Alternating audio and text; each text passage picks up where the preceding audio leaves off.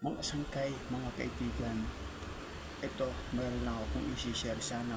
Ito aking sinishare sa inyo, masundan nyo at mapanood nyo kasi una-una, napakaganda ito about pagdating sa kalusugan natin.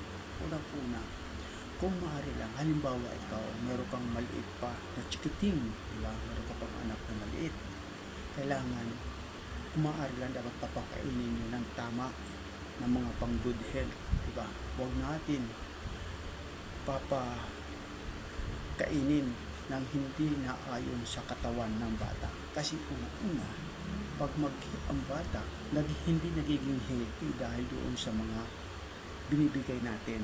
Kung ikaw magulang na gusto mo maganda ang health ng anak mo, kailangan itong aking sinare sa inyo na masundan mo at meron tayong matutunan. Ito sinare ko lang ito sa inyo, lalo kayo mga magulang na hindi alam kung paano mag-alaga ng tama ng mga anak natin. So maraming salamat po. Sana itong aking sinare na makarelate ka. Maraming salamat po. Bye-bye.